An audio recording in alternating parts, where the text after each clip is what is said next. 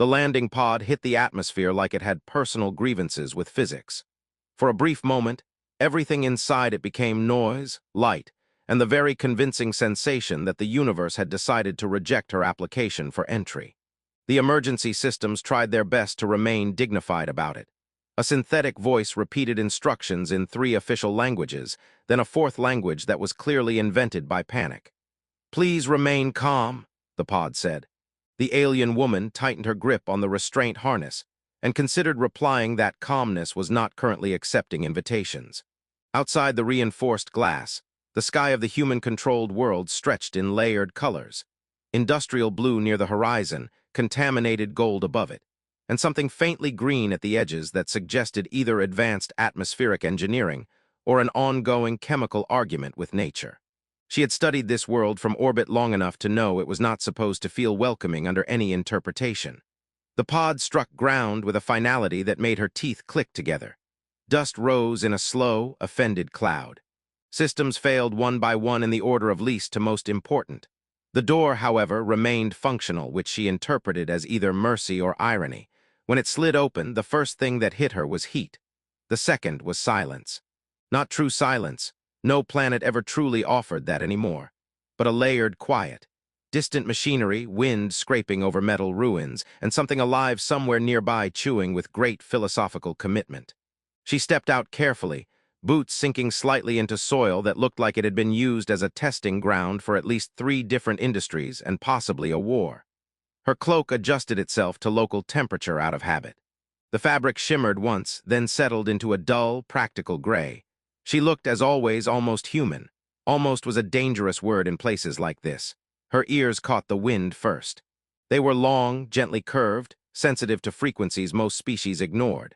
They shifted slightly as she listened, not out of emotion, but calibration. These ears had helped her survive 3 border collapses, 1 evacuation she preferred not to remember, and a diplomatic dinner that had ended with someone attempting to translate insults through interpretive dance.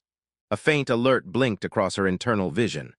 Local surveillance, active drone signatures, minimal hostile classification, probable, she sighed internally.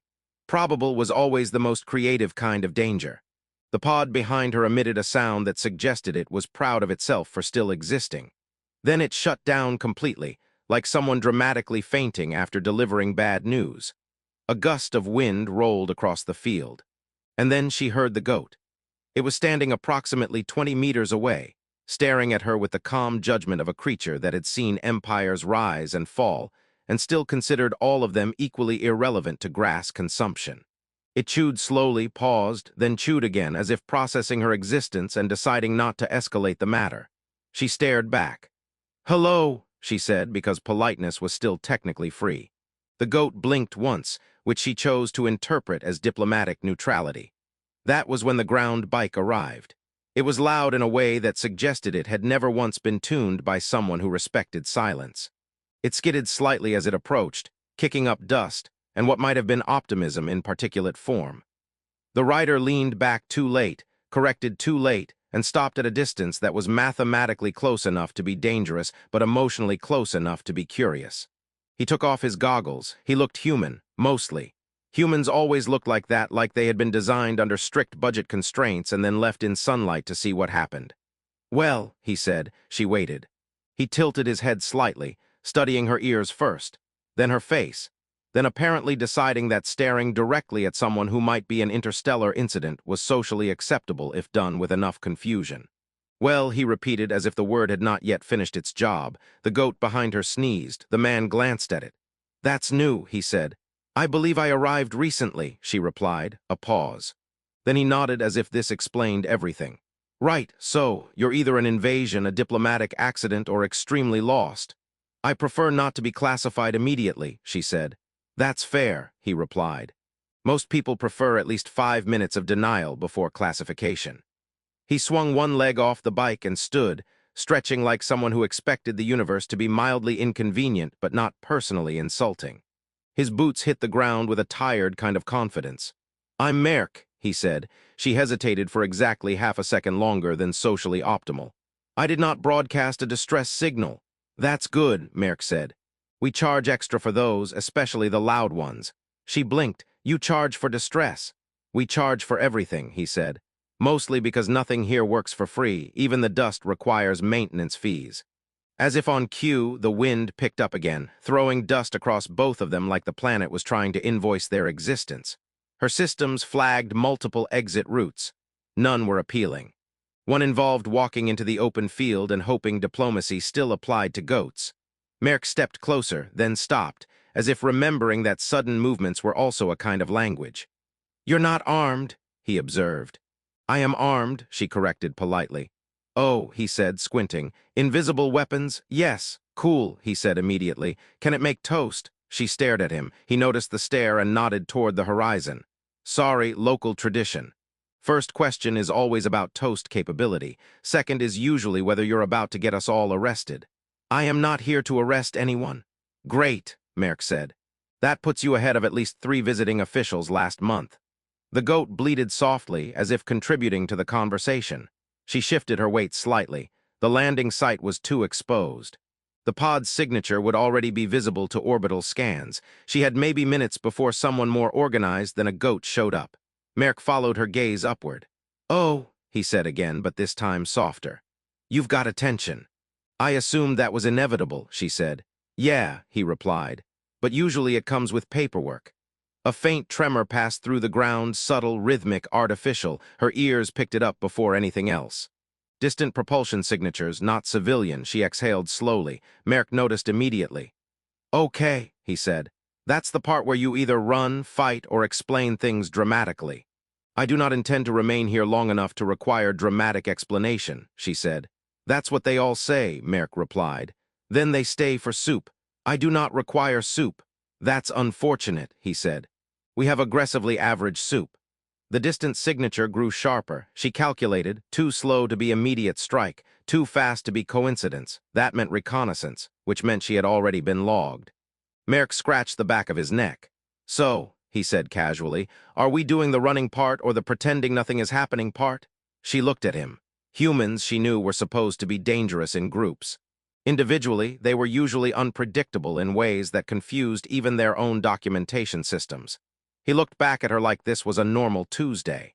The goat sneezed again, loudly this time, as if urging them to make better life choices.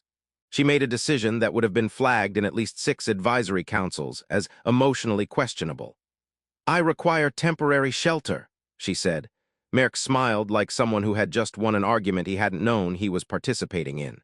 "Yeah," he said, "I've got something like that. It locks from the inside, which is important because the toaster has trust issues." She blinked again. "Your toaster has trust issues." "It's complicated," Merrick said. "It thinks I replaced it emotionally with a kettle." "And did you?" No comment. Behind them, the sky shifted faintly, subtle movement at the edge of perception. Something scanning, something deciding. She stepped toward him. The goat watched them go, chewing thoughtfully, as if evaluating whether this was the correct timeline or just another experimental draft. Merrick started walking beside her. "Just so you know," he said, "if you're here to conquer us, you picked a very inconvenient region. We're currently out of clean water, functioning politics, and enthusiasm." "I am not here to conquer," she said. "Good," he replied. "Because I'm pretty sure we'd respond by forming a committee and then arguing about it until everyone forgets what the original issue was." She paused slightly. "That sounds inefficient." "Oh, absolutely," Merrick said, "but very on brand." The walk to Merrick's shelter was longer than it needed to be, mostly because Merrick kept stopping to point at things that did not require pointing. "That's a fence," he said at one point. "I recognize fences," she replied. "Not this one," he insisted. "This one is emotionally compromised. It leans to the left when it rains." She looked at it. The fence did lean slightly, in a way that suggested it had given up on vertical ambition several years ago. The wind carried another distant pulse through the ground. Her ears caught it instantly, translating vibration into pattern, pattern into meaning. Aerial sweep, not local militia, higher orbit coordination. Someone was tightening attention around her arrival site. She did not slow her pace. Merrick did. "You're doing the thing again," he said. "What thing?" "The silent math thing," he replied. "People only do that when they're either planning dinner or escaping jurisdiction." "I am not planning dinner." "That narrows it down," he said. Unfortunately, the shelter appeared without ceremony.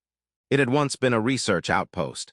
The kind built by people who believed naming a structure temporary made it morally acceptable for it to exist for decades. Its outer hull was patched with mismatched plates, some newer than others, some clearly salvaged from something that had not volunteered to become architecture. A small antenna swayed above it like it was trying to remember what it was for. As they approached, the door opened on its own. "Welcome back, Merk," said a voice inside. She stopped. Merk did not. "That's the station," he said casually. "It's not supposed to be that enthusiastic, but we had an update last month and now it thinks it's a receptionist." "I am not a receptionist," the station added. "You literally said welcome back," Merk replied. "I am optimizing social integration," the station said. "Stop optimizing," Merk said. "You're making it weird." The alien woman stepped inside. The air changed immediately. Temperature stabilized, pressure corrected, and the faint smell of metal and recycled atmosphere wrapped around her senses like an old memory she had not agreed to revisit. Her internal systems flickered as they adjusted to artificial environment. Her ears twitched once. "Ah," the station said. "Non-human biological signature detected. Fascinating. And slightly illegal depending on which decade of regulation you consult." "I did not request commentary," she said. "You didn't request entry either," the station replied brightly. Merk pointed upward. "Ignore it. It gets bored when nobody argues with it." "I do not get bored," the station said.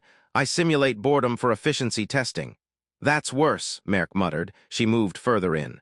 The interior was half-functional laboratory, half storage for objects that had clearly failed their original purpose and been demoted to future decisions. Floating diagnostic drones hovered near the ceiling, each one blinking in slow, synchronized curiosity. One of them rotated toward her ears. "Those are unusual appendages," the drone said. "Thank you," she replied automatically. "That was not a compliment," the drone clarified. "Noted." Merk dropped his bag onto a bench that immediately complained audibly. "Don't sit there," the station warned. "I live here," Merk said. "Where am I supposed to sit, emotionally stable air?" The bench creaked in agreement with the station, which was apparently contagious now. The alien woman paused near the center of the room. Her systems ran a quiet scan. Energy grid, low. Communication array, intermittent. Defensive capability, improvisational at best. Human, 1, currently acting as if this situation was mildly inconvenient rather than existential. That last variable was the most difficult to classify. Merk noticed her stillness. "You hungry?" "No, that's what they all say before they discover soup." "I do not require soup," she repeated. The station chimed in. "We have aggressively average soup." Merk pointed upward. "Stop recruiting her." "I am not recruiting," the station said. "I am informing." "You're emotionally advertising soup," Merk said. "I am proud of our soup." The alien woman looked between them. "Why does your infrastructure argue with you?" "Because I built it," Merk said. "That explains nothing." "It explains everything if you've met me long enough," he replied. A soft vibration passed through the structure. Her ears caught it again. Different signature this time, closer. More focused, she turned slightly toward the wall. Merk noticed immediately. "They found you faster than expected," he said. "I was not attempting to be found slowly," she replied. "Fair," he said. "But usually people at least enjoy a dramatic arrival window. I am not familiar with your cultural appreciation of drama. We mostly just panic and call it tradition," Merk said. The station spoke again, quieter now. "Orbital scan confirmed. 3 craft entering upper atmosphere. Designation matches known enforcement registry." Merk exhaled through his nose. "That's new." "It is not new," the station corrected. "It is escalating." "Same thing," Merk said. The alien woman remained still. Her internal systems began to reclassify variables. Shelter temporary, host unreliable but non-hostile, external pressure increasing, probability of extraction attempt high. She had been in worse situations. Usually those situations came with less commentary about soup. Merk leaned against a console.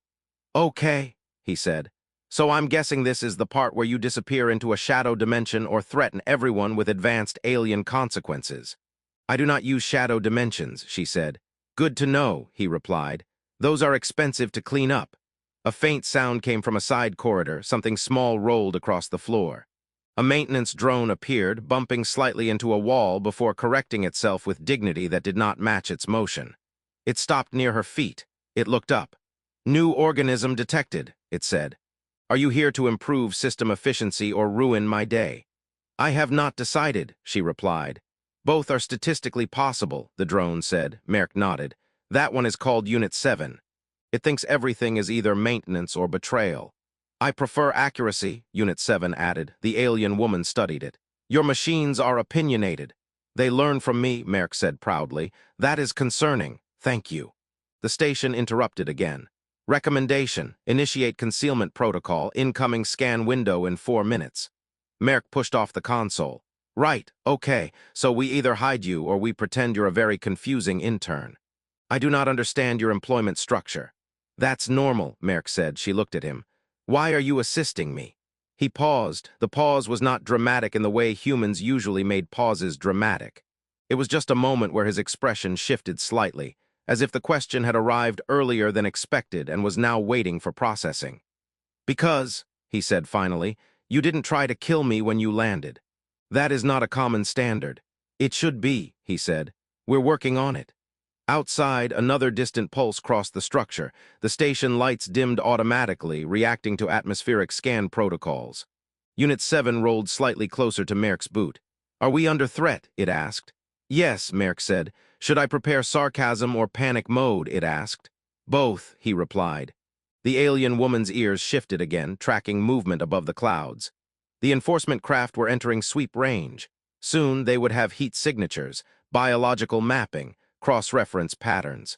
Her presence would no longer be ambiguous. She realized somewhat distantly that Merrick was standing slightly closer to her than necessary for personal safety protocols. Human, she said. Merrick, he corrected. Merrick, she repeated. You will be penalized if discovered assisting me. He shrugged. We're already penalized for less exciting things. Last week the system fined me for excessive emotional neutrality in public infrastructure. That is not a valid category, she said. It is here, he replied. The station chimed in softly. It was a clerical error. It was not, Merrick said. It was partially a clerical error, the station corrected. The alien woman looked upward again. The scanning signatures intensified. She had come here expecting hostility. Instead, she had found bureaucracy, malfunctioning furniture, and a man who treated interstellar danger like an inconvenient household appliance. For reasons she did not yet understand, that was more destabilizing than hostility would have been. Merrick walked toward a control panel. Okay, he said. We've got 4 minutes. We can either hide you in the storage vault, or we can reroute your signature through the waste heat system, which will make you smell like burned copper but statistically invisible. I do not wish to smell like burned copper, she said. Fair, he said. It's an acquired scent. Unit 7 rolled in a small circle. I suggest becoming furniture, it offered. That is not helpful, Merrick said. It has worked before, the drone insisted. The station spoke softly. There is a third option. Merrick paused. You always say that like it's going to be worse. It usually is, the station admitted. The alien woman looked at the walls again, at the fragile ecosystem of human improvisation holding back orbital attention. State it, she said. The station's lights flickered once. Do not be found, it said simply. Merrick laughed under his breath. That's your third option. That's just optimism with extra steps. But his hands were already moving across the console. And somewhere above them, something large and patient began to look more closely at a world that had suddenly become much more interesting than it should have been. The station had never been built to lie. It was very clear about that fact, which was unfortunate, because at that exact moment, Merrick was asking it to do something dangerously close to lying in at least 7 different technical definitions. Just scramble the signature, he said, hands moving across the console like he was trying to negotiate with it physically. Not erase, not destroy, just confuse it. I do not confuse, the station replied. I clarify. Great, Merrick said. Clarify them into thinking she is a very boring rock. That is inaccurate classification, Unit 7 added from the floor. Rocks are statistically more interesting than Merrick. Thank you, Merrick said automatically. I've been working on it. The alien woman stood at the center of the room, very still now. Outside, the sky pressure had changed. That was the only way she could describe it, like attention itself had mass, and it was beginning to settle over the building. 3 enforcement craft were in low orbit. Not firing, not yet. Watching, calculating, waiting for confirmation of target identity, her identity. She had expected fear to feel sharp, immediate, like a blade. Instead, it felt slow, heavy, something that tried to settle into her joints and convince her to become smaller. Merrick glanced at her once. You good, That is not a standard question in my language set, she said. Yeah, I figured, he replied. It basically means, are you about to shut down emotionally or explode physically? I will attempt neither, she said. Appreciated, he said. Both are inconvenient for the furniture. Unit 7 rolled slightly closer to her again. You are statistically unstable, it said gently. I am stable, she replied. You arrived in an unauthorized descent pod, it countered. That was external instability. You are currently being hunted by orbital enforcement assets, it added. That is also external. Your definition of external is optimistic, Unit 7 concluded. Merck slapped the console. Okay, team. Less existential commentary, more survival processing. The station responded instantly. Signal reroute initiated. Lights flickered. The hum of systems changed pitch, like the building itself was taking a breath and deciding whether to hold it. Outside, the first scan pulse passed. The alien woman felt it like a brush across her presence, mapping, searching, narrowing. Her ears tightened slightly. Then nothing. The scan moved on. Merck blinked. Did it work? The station paused. They have classified the structure as geothermal waste storage. Merck slowly turned. We are not geothermal waste storage. We are now, the station said proudly. Unit 7 beeped. I am offended by how effective that is. The alien woman exhaled softly. Something in her chest loosened, though she did not yet have a word for it. Outside, the second craft adjusted position. Merck leaned back against the console. Okay, so step 1, we are trash. Step 2. The station replied, maintain classification consistency. That's just step 1, but emotionally committed, Merck said. A small silence passed. The kind of silence that, earlier in her life, would have meant negotiation was failing or weapons were charging. Here, it mostly meant someone was thinking of bad jokes. She surprised herself by speaking. Why did you help me? Merck didn't look up immediately. Still on that? Yes. He tapped a few keys, then shrugged. Because I've seen what happens when people decide something is dangerous just because it doesn't look familiar. That is not a complete answer, she said.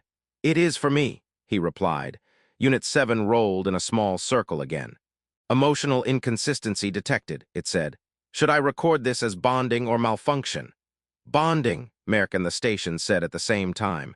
The alien woman blinked once. Humans were very loud when they agreed. Outside, the enforcement craft began a tighter sweep pattern. This time the scan penetrated deeper. The station's lights dimmed further. Merck straightened. Okay, they're getting annoyed. I can increase annoyance levels, the station offered. Please don't, Merck said quickly. We are already classified as waste. The alien woman stepped closer to the console. If they identify me, she said quietly, they will extract me or contain me. Merck nodded. Yeah. I will not return. Another scan pulse hit. This one lingered. The station held, barely. Unit 7 emitted a soft, concerned tone. Probability of exposure increasing. Merck looked at her again. So what's your plan if they do find you? She paused. Plans had always been simple in her life. Escape, hide, endure. Here none of those felt stable. I do not have one, she admitted. Merck nodded like this was normal. Cool. That's relatable. My plans usually die around step 2 as well.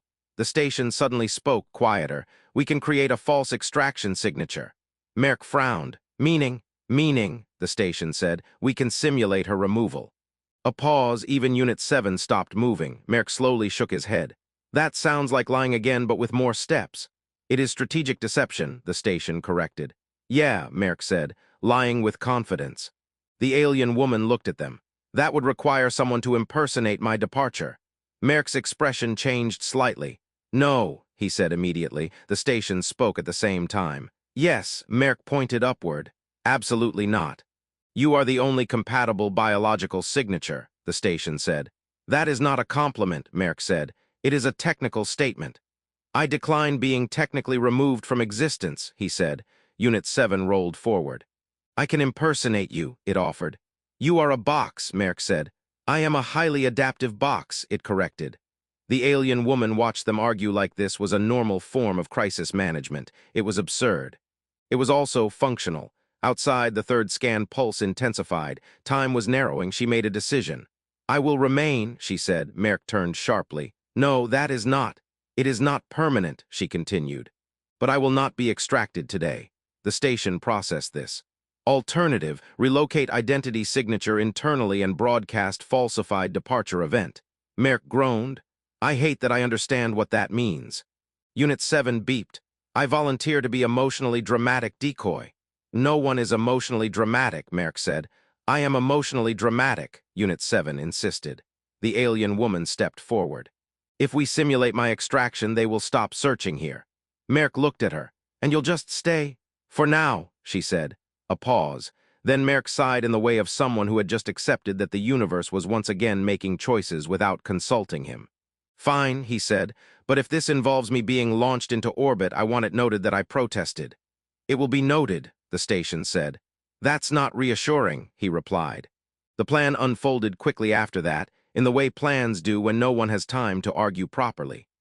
The station forged a signal, a clean extraction trace, precise enough to satisfy orbital authority, messy enough to avoid deeper inspection. Merrick stood in a containment chamber that was definitely not designed for human emotional stability and possibly not designed for humans at all. Unit 7 attached itself to his leg. I am your emotional support emergency, it said. That's not a thing, Merrick said. It is now, it replied. The alien woman stood across from him. For a moment neither spoke. Then she said, You will not be harmed. I appreciate the confidence, he said. Try not to jinx it. Outside, the station transmitted the falsified departure event. Orbital silence shifted. Attention moved. The craft hesitated, then recalculated, then withdrew. Slowly, like something reluctantly accepting a boring report, the pressure lifted. Merrick exhaled so hard he almost offended physics. Okay, he said. I think we just successfully committed bureaucratic deception against space law. The station replied, Correct. I hate that I like it, he said. The alien woman stepped closer to the viewport. The sky was clearing. For the first time since her arrival, she was not being actively searched for. It felt unfamiliar. Merrick scratched his neck. So, you staying? She considered. Her world had taught her survival was movement, always movement, but here survival had briefly become something else. Choice. I will remain for a time, she said. Merrick nodded. That's dangerously close to commitment. Be careful. I am careful, she said. That's what they all say before befriending my toaster, he replied. Unit 7 beeped approvingly. The station added, The toaster is emotionally compromised. Everything here is emotionally compromised, Merrick said. The alien woman looked at them. Human, machine, malfunctioning systems, and the strange quiet that had replaced fear. For the first time, she did not feel like something passing through a hostile world. She felt present, not safe, not yet.